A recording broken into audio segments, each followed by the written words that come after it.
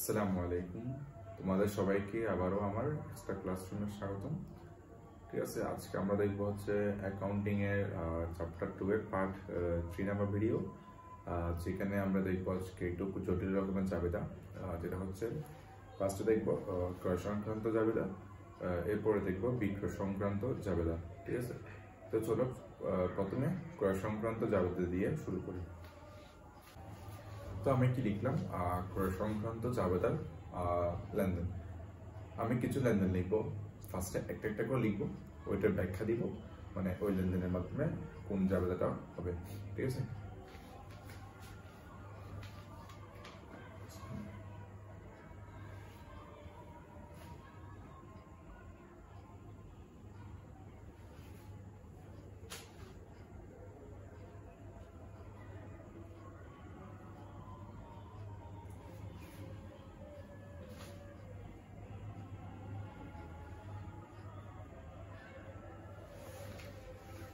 নগদের পণ্য ক্রয় 7,000 টাকা। আচ্ছা, যদি এরকম থাকে এটা জাবেদা কি হবে?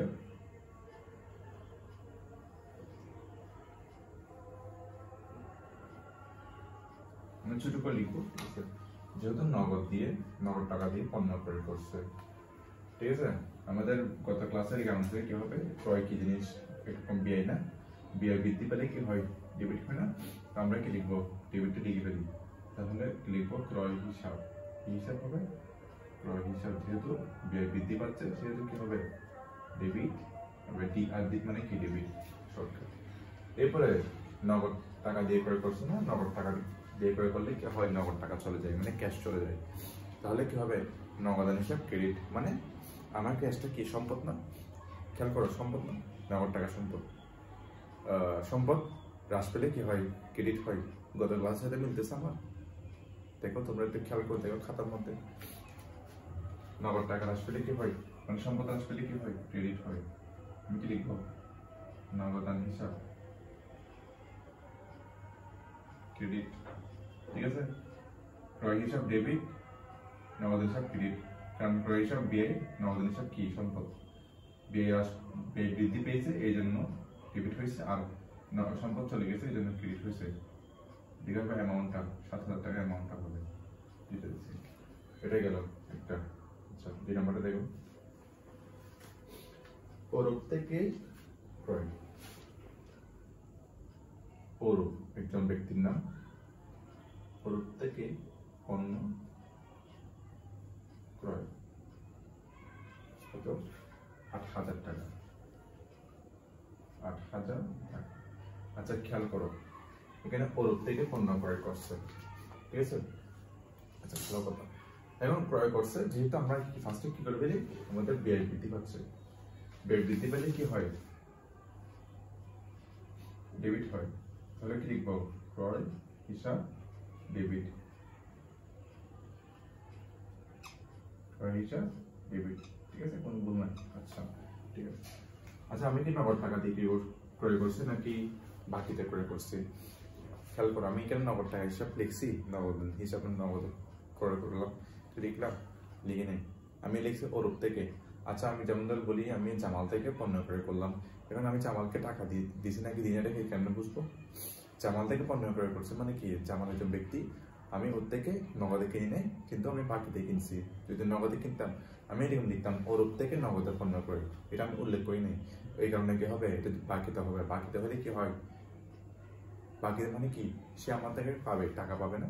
আমি ওর থেকে পণ্য ক্রয় করছি মানে কি, আমি ওকে টাকা দিছি, দিই নাই, কিন্তু আমার থেকে টাকা পাবে। আমার থেকে যে টাকা পাবে তাকে কি বলে, পাওনাদার বা প্রতি হিসাব। আচ্ছা, আরেকটা কথা, পাওনাদার বা প্রতি হিসাব কি, সম্পদ, দায়, ব্যয়, আয় কোনটা, দায়। দায় দায় বৃদ্ধি পাচ্ছে না, মানে পাওনাদারের বৃদ্ধি পাচ্ছে না, আমার থেকে টাকা পাবে না, তো বৃদ্ধি পাচ্ছে দায়। দায় বৃদ্ধি পেলে কি হয়, ক্রেডিট হয়। তাহলে কি লিখতে পারবো, প্রতীক হিসাব। প্রতীক মানে কি, আমাদের একই কথা, প্রতীক হিসাব ক্রেডিট। ঠিক আছে, আশা করি বুঝতে পেরেছো। 3 নাম্বারটা দেখি। 3 নাম্বারে বলতেছি কি, প্রদেয় বিলের মাধ্যমে পণ্য ক্রয়।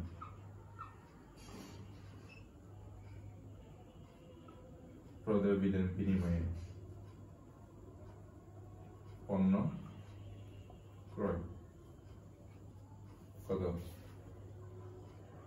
20,000 টাকা।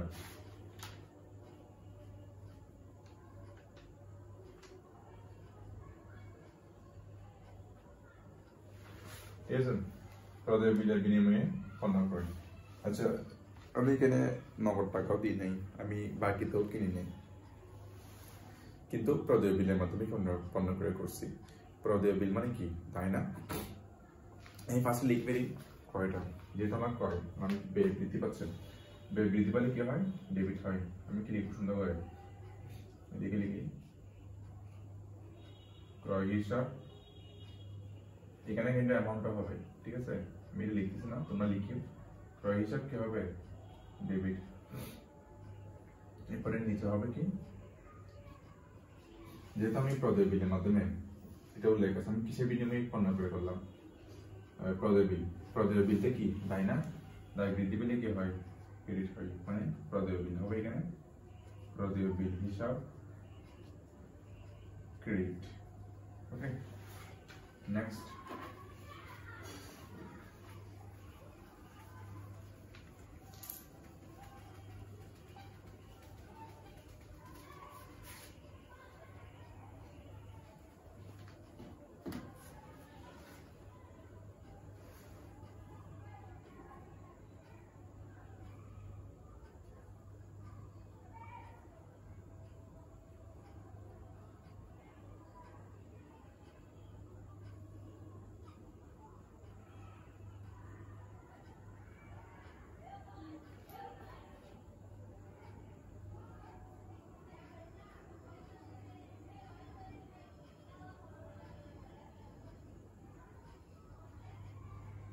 খেয়াল করো, লিখলাম 10% কারবারি বাট্টায় পণ্য ক্রয়। আচ্ছা, আমি পণ্য ক্রয় করলাম 10,000 টাকা, কত পার্সেন্ট কারবারি বাট্টায়? 10%।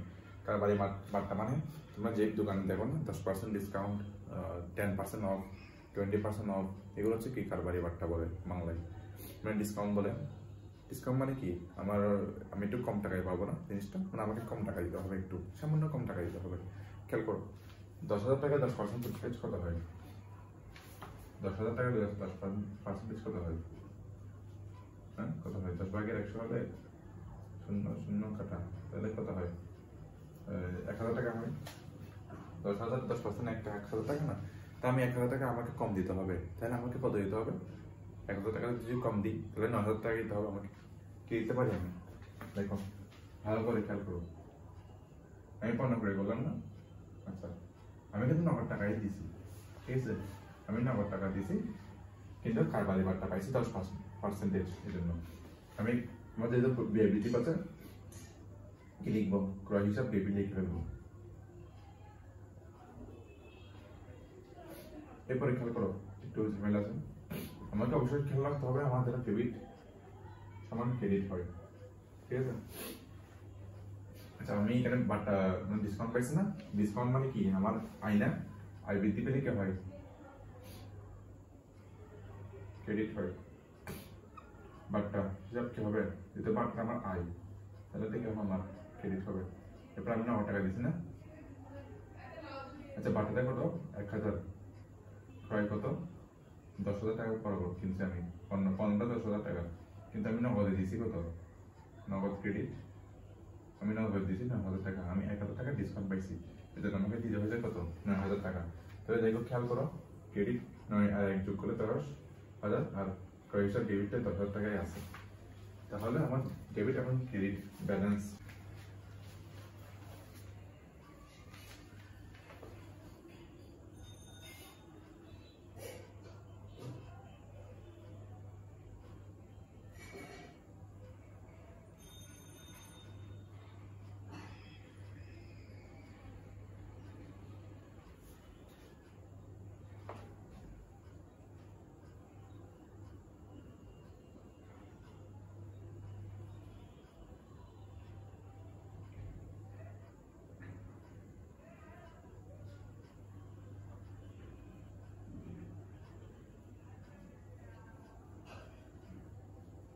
এরপর কি লিখলাম খেয়াল করো, লিখলাম কি বিক্রির উদ্দেশ্যে আসবাবপত্র ক্রয় 6,000 টাকা।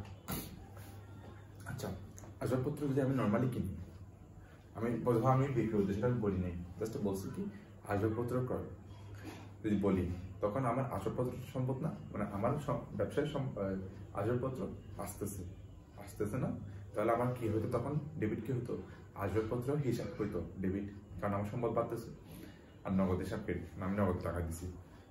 আচ্ছা, এখন খেয়াল করে এখানে বলতেছি কি, একটা কথা বলতেছে ঝামেলা হয়ে গেছে এখানে, বলতেছে কি বিক্রয়ের উদ্দেশ্যে আসবাবপত্র ক্রয়। আচ্ছা, বিক্রয়ের উদ্দেশ্যে মানে আমি ক্রয় করতেছি এখন, কিন্তু আমি হয়তো বা কালকে বিক্রি করে দিতে পারি বা আজকে বিক্রি করে দিতে পারি, যার কারণে এটা আমার সম্পদ নয়।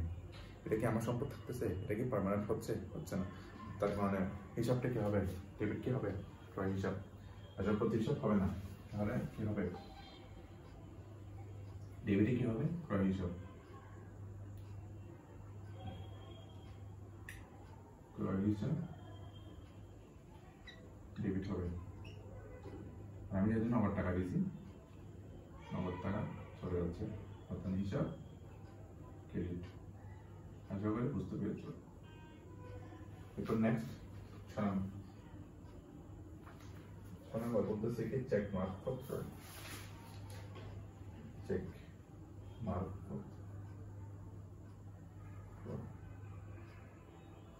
মারফত ক্রয় মানে কি?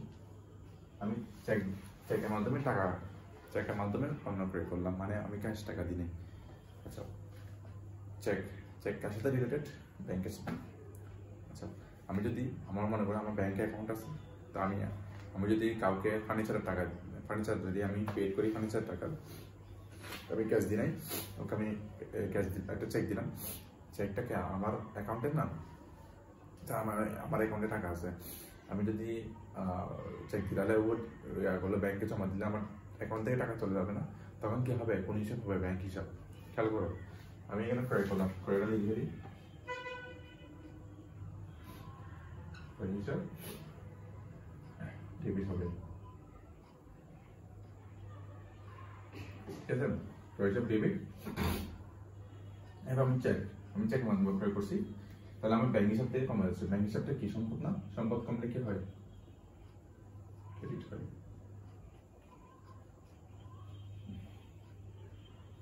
ঠিক আছে, আসলে বুঝতে পেরেছ। এরপর দেখবো হচ্ছে 7 নম্বরটা। এটা একটু জটিল না, তবে ইজি আছে। 7 নম্বর বলতেছে কি 20,000 টাকা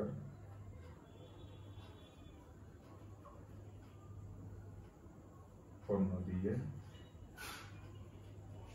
লেখা বোঝা না গেলে জুম করে দেখো।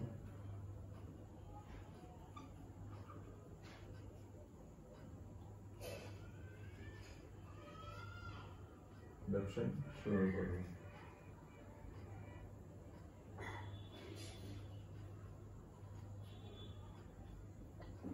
বলতেছে কি 20,000 টাকা পণ্য দিয়ে মালিক ব্যবসা শুরু করলো। আচ্ছা, আমার এখানে কোনো নগদ টাকা কি গিয়েছেন? খেয়াল করে একটু, 20,000 টাকা পণ্য দিয়ে, মানে আমি 20,000 টাকা পণ্য আছে, যদি আমি ব্যবসা শুরু করছি, 20,000 টাকা পণ্য আসা মানে কি? আমি ক্রয় করছি না জিনিসটা, আমার হিসাবটা কি হবে? ক্রয় হিসাব হবে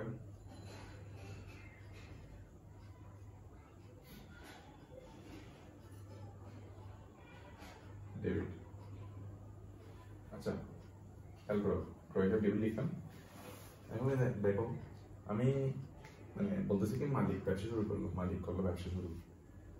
আচ্ছা, মালিক যেহেতু ব্যবসা শুরু করছে, টাকা কি মালিকের থেকে গেছে নাকি মানে 20,000 টাকা কি মালিকের থেকে গেছে, এই ব্যবসা থেকে গেছে? কি মনে হয়? ব্যবসায় কি কোনো টাকা দিচ্ছেন? জানি ব্যবসায় অ্যাকাউন্ট থেকে কোনো টাকা যায়নি, কোনো ক্যাশ টাকা যায়নি, সেটা মালিক নিয়ে আসছে। মালিক ফ্রিতে আনো, বাকিতে আনো, ক্যাশ দিয়ে আনো, সেটা হচ্ছে কি ওর ব্যাপার। ঠিক আছে, তাহলে কি হবে? ক্রেডিট কি হতে পারে? যেহেতু মালিক নিয়ে আসছে, মালিক পক্ষ নিয়ে আসছে, তাহলে কি হবে? মালিক আসক্ত হবে না? কি মনে হয়?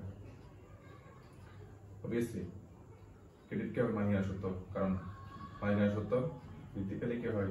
ক্রেডিট হয় না? সব আমি এগুলা ক্লাসে আলোচনা করেছিলাম, যার কারণে আজকে সুবিধা হচ্ছে বুঝতে। যারা ক্লাসটা করেছেন তারা বুঝতে পারতেছ, আর যারা ক্লাসটা করো নাই তাদের একটু সমস্যা হচ্ছে। তো তোমরা আগে ক্লাসটা ওইটাই করো, পার্ট 2 ভিডিও কোটা করো, আজকে পার্ট 3 এটা একটু পর করিও, ওটা দেখার পর এটা করিও, তাহলে বুঝতে সুবিধা হবে। আমরা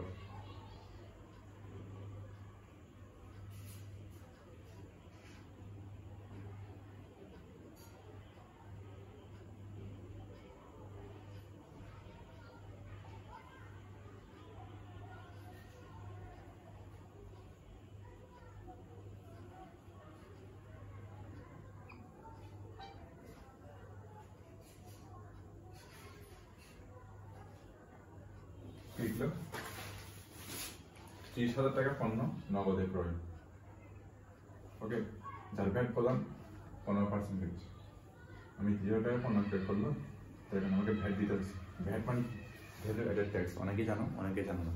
এটা এক প্রকার ট্যাক্স দিতে হয়েছে, ইনডিরেক্ট ট্যাক্স বলে থাকে। 30,000 টাকা পণ্য ক্রয় করলাম, আমার ক্রয় হিসাব কত হবে? 30,000 টাকা হবে।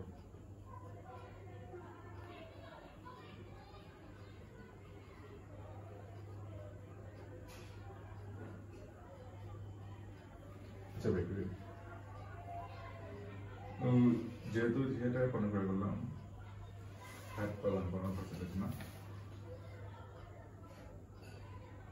আচ্ছা আচ্ছা আচ্ছা আচ্ছা, আমাকে 30,000 টাকা দিতে হয়েছে, সাথে সাথে আমাকে ভ্যাটও দিতে হয়েছে। খেয়াল করো, আমি 30,000 টাকার পণ্য নগদ দিয়ে দিলাম টাকাটা, আমাকে ভ্যাটও দিতে হয়েছে 15%। তো আমি যদি হিসাব করি 30,000 টাকার 15% কত হবে হিসাব করি, 100, ঠিক আছে, 0 টাকা, 0 টাকা, তাহলে আছে 315। 315 গুণ করলে কত হয়? 0 0 15 0 0 0 3 0 0 5 4, 4,500। তাহলে 30,000 যোগ 4,500 যোগ করলে কত হয়? 34,500 টাকা।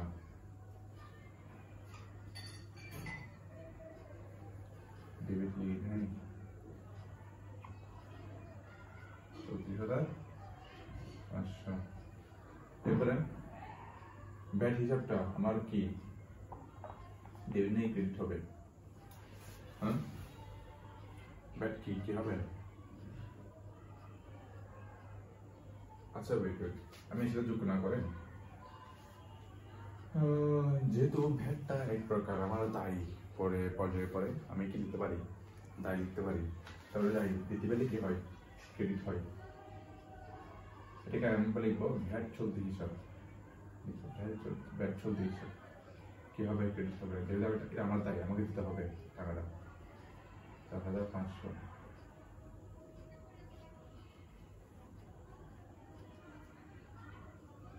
আর নগদ হিসাব 30, আমি 30,000 টাকা নগদ দিয়েছি।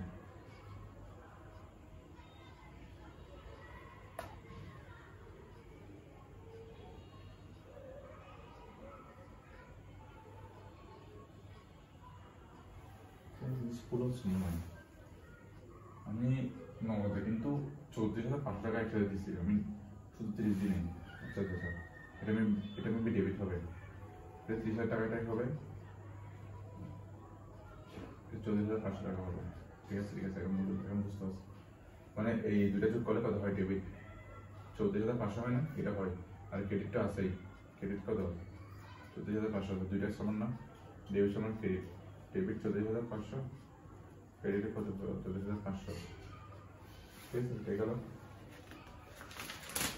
এখন দেখবো বিক্রয় সংক্রান্ত কিছু জাবেদা দেখবো, ঠিক আছে।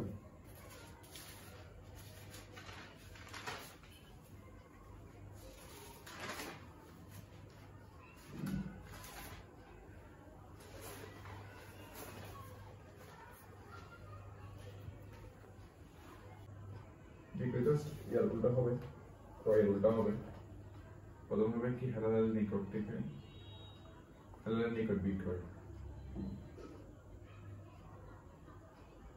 বিক্রি আর কি 5,000 টাকা। তারপর আমি পণ্য বিক্রি করলাম, বিক্রি করলে টাকা আসে না, নগদ টাকা আসে, ক্যাশ টাকা আসে। তাহলে নগদ হিসাব কি হবে? ডেবিট হবে। সম্পদ পারলে কি হবে? ডেবিট হবে। নগদ হিসাব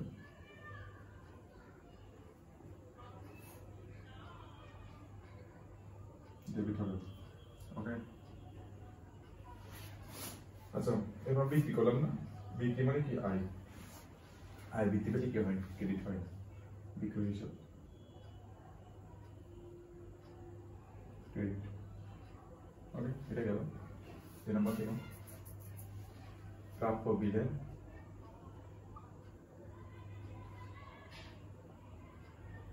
বিনিময়ে বিক্রয় কত?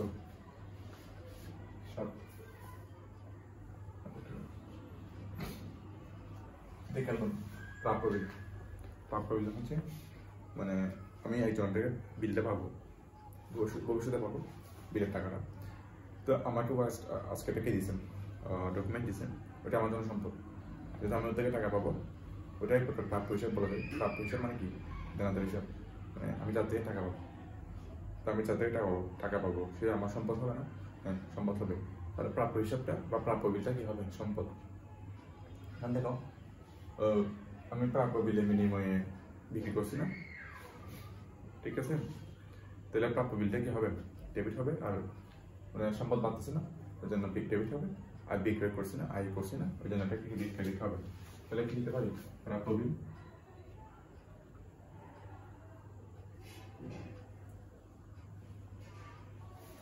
বিল সমান ডেবিট আর বিক্রয় ক্রেডিট।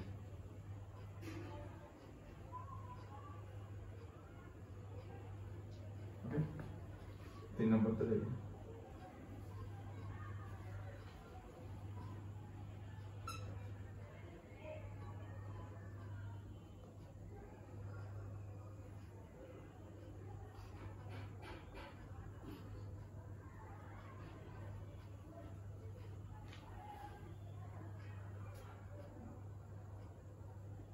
বলতেছে কি 5% তার কারবারি পাঠায়, আবার কারবারি পাঠাতে আসছেন 5% কারবারি পাঠায় পণ্য বিক্রি করছি 10,000 টাকা। মানে আমি ক্যাশ দিচ্ছি যে পাই নাই, ক্যাশ সরি ডিসকাউন্ট দিচ্ছি যে, ক্যাশ ডিসকাউন্ট আমি দিচ্ছি যে পাই নাই আমি।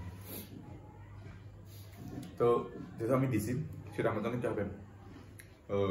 লস বা ব্যয় হবে না। এটা কি হবে? এটা ডেবিটে চলে যাবে, পাঠাতে। আমি আগে লিখে দিই জিনিসটা, আমি বিক্রয় হিসাবটা ক্রেডিট করে ফেলি আমি। যেটা আমি পণ্য বিক্রি করলাম, বিক্রয় হিসাব কি হবে? ক্রেডিট হবে। এরপরে আমি পার্টটা ডেবিট করি, যেটা এটা আমার প্রোগ্রাম দিয়ে ডেবিট করলাম। তাহলে বাকিটা বাকি ডেবিটটা কি হবে? হ্যাঁ, বাকি ডেবিট কি হবে? নগদ টাকা হবে না? নগদ টাকা পাইছি না, নগদ ডেবিট। এখন খেয়াল করো, নগদে কত হবে, বাট্টা কত হবে, আর বিক্রয় কত হবে। আমি বিক্রি করছি কত? 10,000 টাকা। আমি বিক্রয় হিসাবটা লিখে দিই 10,000 টাকা। কিন্তু আমি 10,000 টাকা পণ্য বিক্রি করলাম, ঠিক আছে? আমার বিক্রি কত? 10,000 টাকা। আচ্ছা, আমি নগদ টাকা কি আসলে 10,000 টাকা পাইছি, নাকি আমাকে ডিসকাউন্ট দিতে হচ্ছে? ডিসকাউন্ট দিতে হয়েছে। কত ডিসকাউন্ট দিতে হয়েছে? 5%। 5% কার? 10,000 টাকা। ওকে, 500। বাট্টা কত হবে? আমি ডিসকাউন্ট দিচ্ছি কত? 500। তাহলে আর 9,500 আমি নগদে দিচ্ছি। তাহলে নগদ ডেবিট 9,500, বাট্টা ডেবিট 500। তাহলে কত হয়? 10 সমান সমান ডিগ্রি ক্রেডিট কত? 10। তাহলে ডেবিট সমান ক্রেডিট হয়েছে, হয়েছে এটা হয়েছে।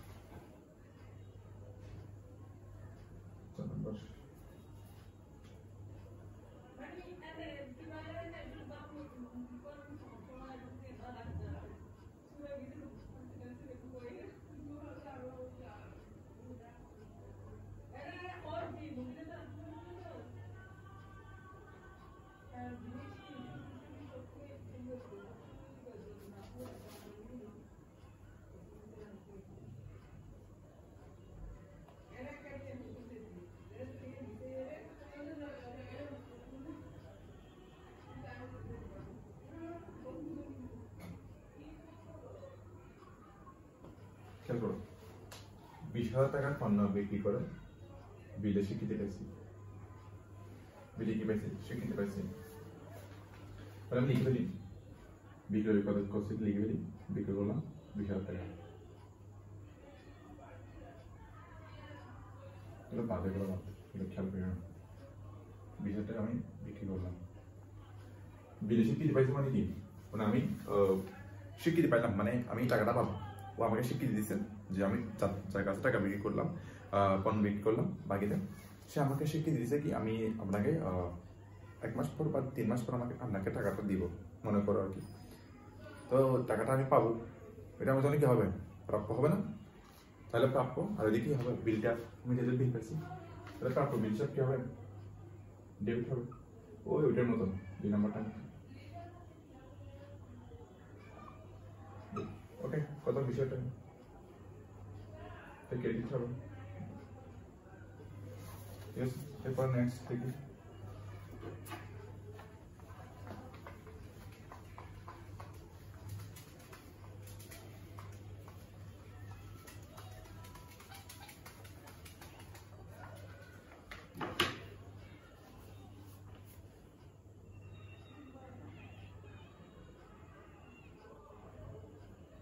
বলছি কি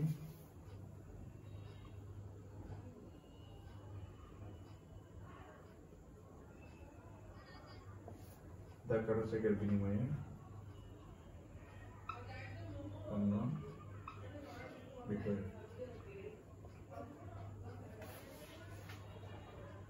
কত? 2,000 টাকা।